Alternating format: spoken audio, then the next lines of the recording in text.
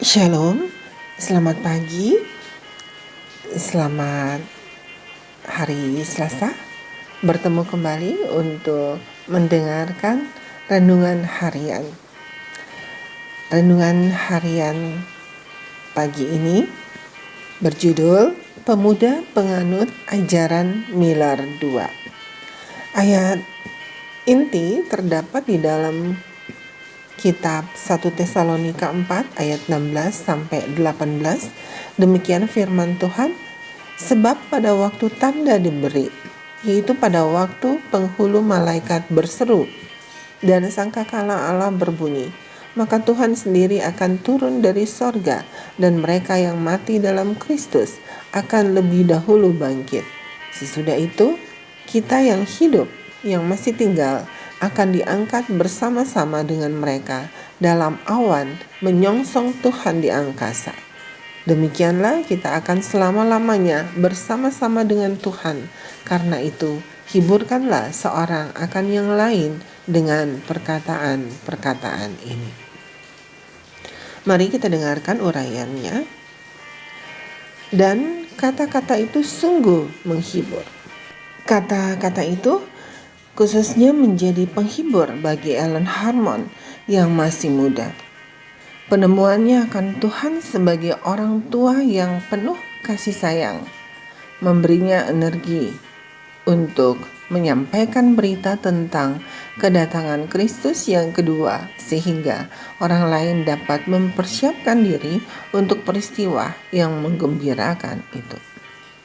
Bertentangan dengan sifatnya yang pemalu, ia mulai berdoa di depan umum, berbagi dengan orang lain di pertemuan kelas metodis mengenai kepercayaannya pada kuasa penyelamatan Yesus dan kedatangannya yang segera. Dan ia juga memperoleh uang untuk membeli bahan cetakan guna menyebarkan doktrin Advent.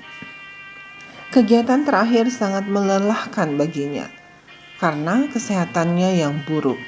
Ia melakukan tugasnya dengan duduk bersandar di tempat tidur untuk merajut kaos kaki dengan upah 25 sen sehari.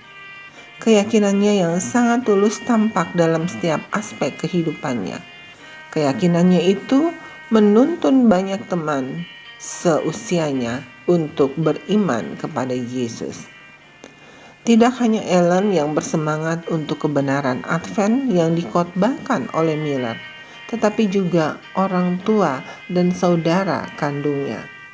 Namun, jemaat metodis setempat yang mengajarkan bahwa Kristus tidak akan datang sampai berakhir masa 1000 tahun, kedamaian dan kelimpahan, tidak menghargai pergerakan ajaran tentang kedatangan Kristus yang segera.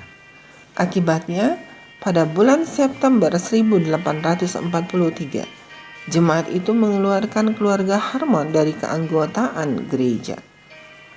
Pengalaman mereka mencerminkan pengalaman banyak orang lain karena kaum penganut ajaran Miller akan kedatangan kedua, di mana-mana menolak untuk tetap diam mengenai topik kedatangan Yesus kembali dalam waktu yang dekat.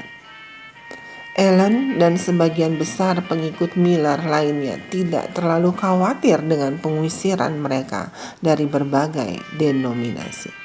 Bagaimanapun, Yesus akan datang dalam beberapa bulan lagi, dan kemudian semua masalah mereka akan berakhir.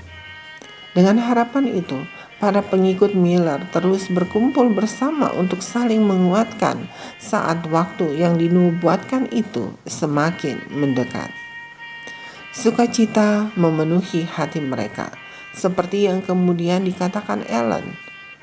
Periode yang berlangsung dari tahun 1843 hingga 844 adalah tahun yang paling membahagiakan dalam hidup saya.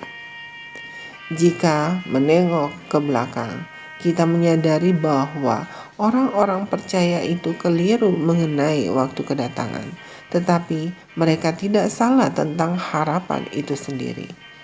Harapan berkat dari kedatangan Yesus masih merupakan sukacita yang memenuhi hati kita saat kita melakukan persiapan untuk kedatangannya. Saudaraku, demikianlah renungan harian hari ini. Selamat beraktivitas. Tuhan Yesus memberkati. Amin.